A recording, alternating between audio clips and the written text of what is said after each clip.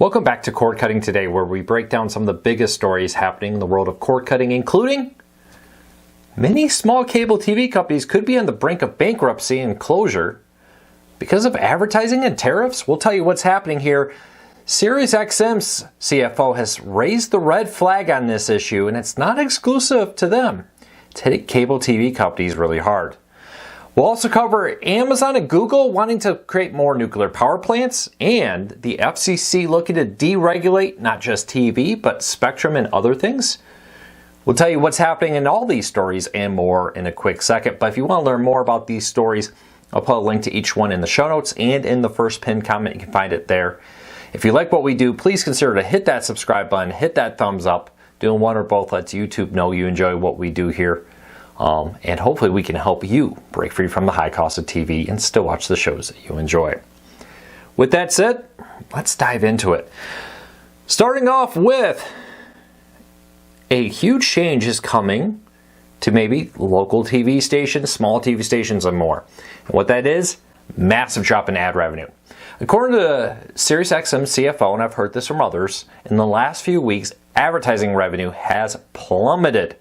A lot of companies, especially in the consumer goods range, imported goods, and automakers who typically heavily support TV stations through their ads to promote products and goods, have pulled back heavily due to uncertainty over tariffs. Now, I get the messages, people don't like us to talk politics. Unfortunately, this is, at times, politics directly interfere with television. This is one of those moments where this happens. In short, what's happening here is ad revenue in 2024 dropped steeply post-political season. All those political ads went away. And now they've dropped again in 2025. SiriusXM CFO said he had projected that ad revenue would remain steady throughout the year, but instead it's gone down as a lot of companies are cautious about what the future holds with everything happening with tariffs and other issues. This is a major issue for small television stations. Think things down the dial, the MTV2s and others, where 60 to 80% of their revenue can come from advertising. Some very small TV stations actually even do deals with TV providers like cable companies where they say, hey, we'll pay you to carry our television station, but we get 100% of the revenue. It's often on bigger TV stations where you get like a Disney or ESPN. Those cable companies pay ESPN, plus they do a minor split of the ad revenue, where the cable company may get an opportunity to put one or two ads every hour during certain hours, etc., in there for you to see it. But with the smaller ones, they may strike a deal where they pay the cable company $100,000 a year or something, and the cable company lets them be on the network, and then they get to keep 100% of the ad revenue. I've heard this from many people. The problem now is ad revenue is down sharply. And it's not just about the tariffs. There's more places than ever. The Wall Street Journal talked last year about how many advertisers are pulling back from traditional television in exchange for all the new ad streaming services. Disney Plus, Netflix, and others have launched ad-supported tiers, and they've moved their ad revenue, or ad spending, I should say, over there. Keep a close eye on this. If this trend does not rapidly turn, this could dramatically speed up the death of many small cable TV companies as they struggle to find a way to become profitable in a world where ad revenue, one of their sole ways to get revenue, is drying up rapidly for them. As more people cut the cord, advertisers are increasingly less interested in putting ads on cable TV. Keep a close eye on this. Could we see a dozen or more small cable TV channels shut down in 2025 or 2026? I think it's very possible. Again, smaller channels. We're not talking about ESPN, major news networks, etc. We're talking about the smaller ones out there. I'll keep a close eye on this and give you an update as we learn more.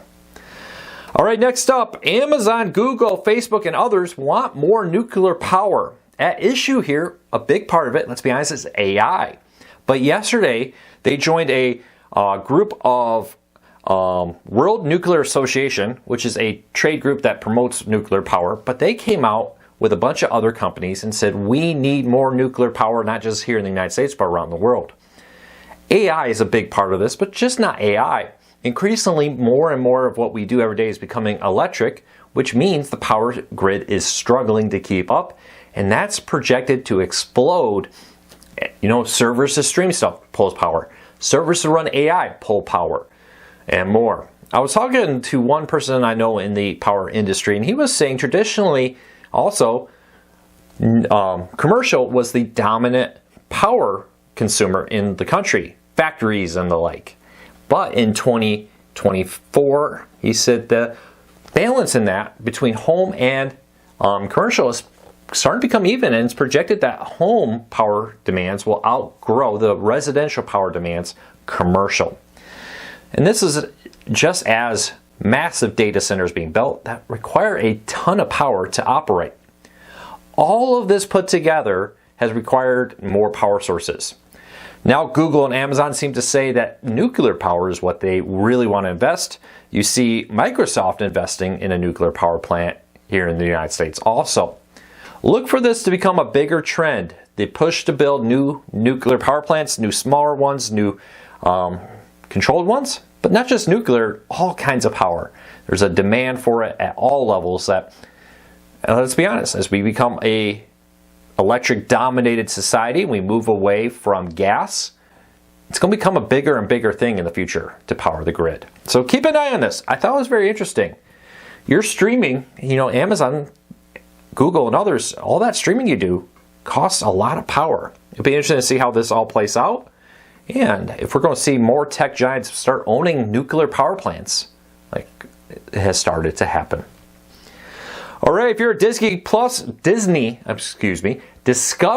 Plus customer, sorry, I'm still recovering on these crutches with my hip surgery, but I'm doing well. Thanks for asking. And thank you for your kind words. Discovery Plus, in our next story, is getting a major upgrade with new apps, user interfaces, new features, and more. Discovery yesterday, its parent company, Warner Brothers Discovery, announced that they had rebuilt the Discovery Plus app in the United States and a few other countries to run on the same software that runs Max. So if you have a Max subscription, it's going to start looking very similar to Max. Now with this, you're going to get a redefined homepage and navigation, enhanced personal recommendations, but a few important things I think a lot of people will care about. In-player discovery improvements, how the player actually works, how you use it. User sign in via QR code. You'll now have a little code pop up on the screen, be able to use your phone to sign in on your phone so you don't have to type out the password and stuff on your Roku, Fire TV, Apple TV. I always love it when they do that. Mobile social sharing, you'll be able to share things from the app to other people if you find something interesting. But you also notice a bunch of the under the hood improvements that they hope to dramatically increase the performance of Discovery Plus. Not really surprised here, to be honest with you. Discovery Plus originally was rumored to go away. They decided to keep it.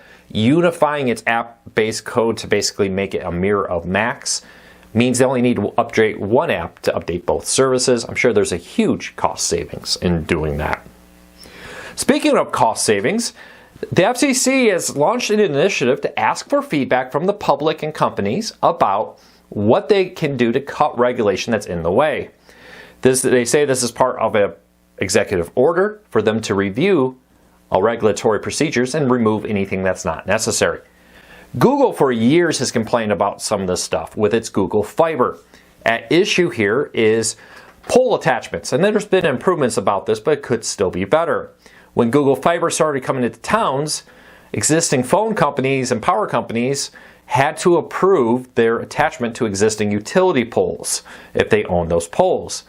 And it could be months or years sometimes for each individual pole to get approval.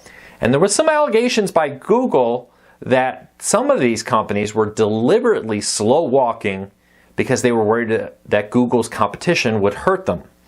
So there are some legitimate things here. It'll be very interesting to see what comes of this. You are able, if you want to check out the story, to leave a public comment about regulatory changes you are open to making. Nothing in particular has been announced, but the FCC has made it clear that they want to be able to speed up the rollout of internet, and by that I expect them to do several cuts to the regulatory process to speed up the approvals. This also goes for things like wireless spectrum. uses for radios, and a whole bunch of other things the FCC mandates with that. Look for them to make changes to try to speed up the process that new internet and new services get to customers. I'm excited about that. I'll be interested to see what else they do about this. Fingers crossed. All right.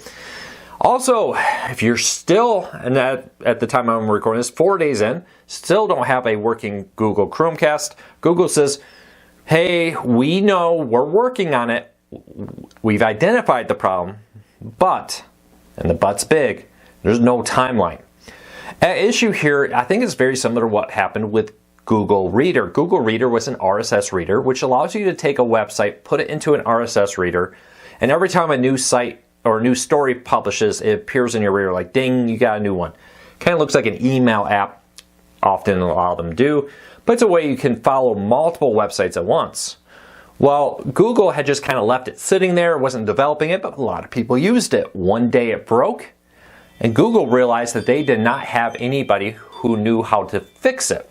And because of that, they struggled, I apologize, let me mute that. They struggled to get it fixed and eventually shut down the service because no one was left on the team developing it, because it just sat there, it worked, and Google had no intentions to change it. I was a Google Reader user, and I was very sad when it went away. Chromecast is kind of the same thing. The last update was in 2021, and there's a lot of talk that Google is basically, a lot of those engineers got reassigned to Google TV in different departments, and now Google's running around trying to figure out, all right, who do we got that knows this old Chromecast software that's not used anymore, and can help us fix it. Not just that, but fixing what broke, a certificate that expired or wasn't renewed properly, can also cause problems, and they have to figure out how to best do it. They are very clear, do not factory reset your Google Chromecast.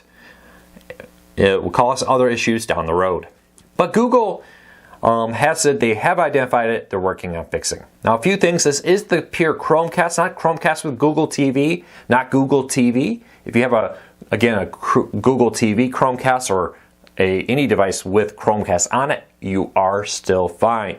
It's just the plain Chromecast second generation from 10 years ago, something like that, 8 years ago, 6 years ago, somewhere in that range, that doesn't work. So keep that in mind. Google, though, no timeline and when it's going to be fixed. And lastly, in our news of the day, TV history, Wonder Woman's television debut happened 51 years ago this week. Now, interestingly, this is the 1974 movie, which was a straight-to-TV ABC movie based on the Wonder Woman series. It did okay, but not great. But it did well enough that ABC decided to do a second movie, and it was recast with the lead there, and eventually that movie became the Wonder Woman TV show we all know and love, and eventually moved over to CBS. Very interesting. The original Wonder Woman movie, though, came out 51 years ago. There's a link in the show notes if you want to find it. It's actually available for streaming over on Amazon. Well, that's it for today. I hope you had a fantastic day. Like I said during it, I'm doing well. Off most pain meds, got a few muscle relaxers and different things I'm still taking that I'm coming off of. Thanks for hanging in there with me. I'll be back again tomorrow with another video. Until then, take care, be safe. I'll talk to you all again tomorrow.